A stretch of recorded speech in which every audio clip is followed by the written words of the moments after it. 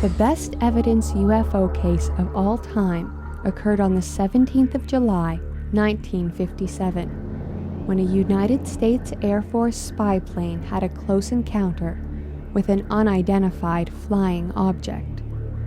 The 6-man crew of an RB47 aircraft, which was equipped with state-of-the-art electronic countermeasures equipment, including 3 electronic intelligence stations manned by highly trained Air Force personnel known as Ravens or Crows, were literally tailgated by an object that continues to defy explanation to this day. This plane was flying out of Forbes Air Force Base, Kansas, and the crew was on a training mission to shake down the airplane and test out its components. This crew detected and recorded on wire recorders and tape recorders the electronic signals, radar-like in nature, that came from the same direction and location as the UFO. It followed them and then overtook them as they flew over Louisiana, Mississippi, Texas, and Oklahoma for over 2 hours that night. The crew involved in the UFO incident was one of the top crews in the wing. They were instructors and evaluators in the standardization division and were highly respected. They had the most experience and the best training. The aircraft commander, in fact, Lou Chase, he made a landing after takeoff. One of the outboard engines froze up and broke off and broke the wing off there, and he brought the aircraft back in at a test of his skill and as a pilot.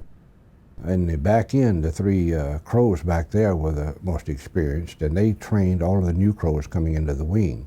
Provenzano and McClure trained me when I came in, as a matter of fact.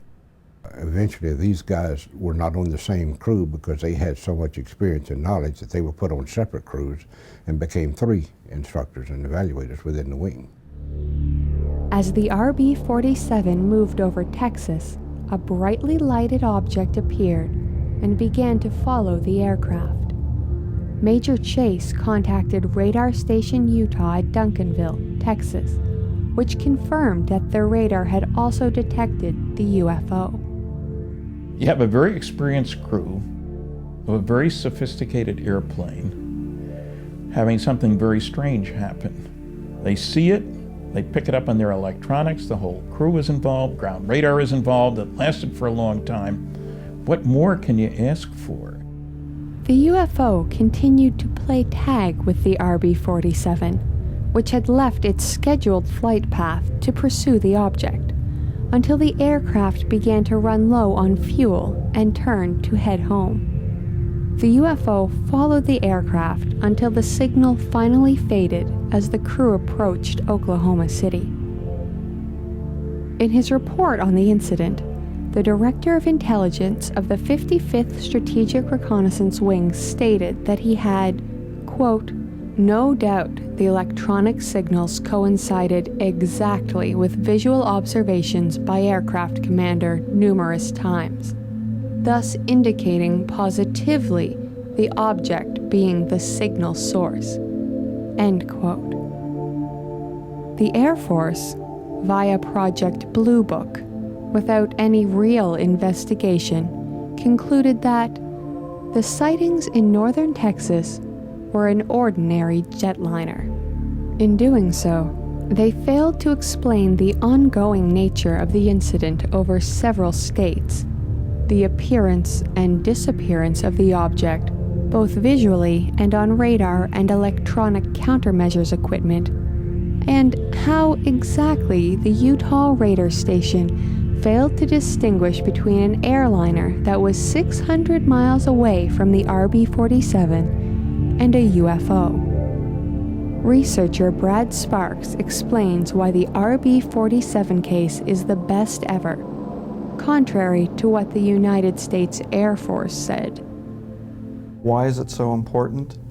Because it's the only time in history that radio or radar signals have been detected and recorded from a UFO, not just are using radars to bounce signals off a UFO. We're actually detecting something that the UFO seems to be sending out. This indication of intelligence makes the Blue Book explanation even more absurd, as does the fact that this was not the only time an RB47 encountered a UFO. Colonel Bruce Bailey recounts his own similar incident.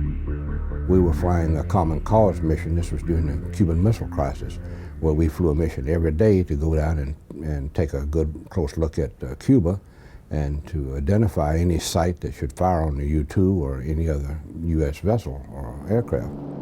And on this mission, we would fly down to New Orleans and hit a tanker right over the Gulf of Mexico out of New Orleans, get filled up with fuel, and then head on to Cuba.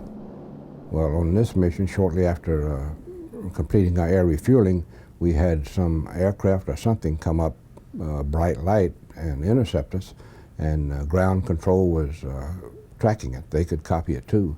And it wasn't with us that long, probably a total of 10 minutes, but that was broken in the middle with a gap of about 2 minutes when it went away. The difference in our experiences than the other crew was our equipment in the back end. All we got was noise. It just wiped us out. We didn't get any intelligible signals at all. When asked what it was that they encountered over the Gulf of Mexico, Colonel Bailey, a decorated Air Force veteran, can only offer the same conclusion reached by Major Chase and his crew 5 years earlier. Unidentified flying object is what would explain it, I guess, because the crew up front could see it. We had no windows in the control compartment. We couldn't see anything.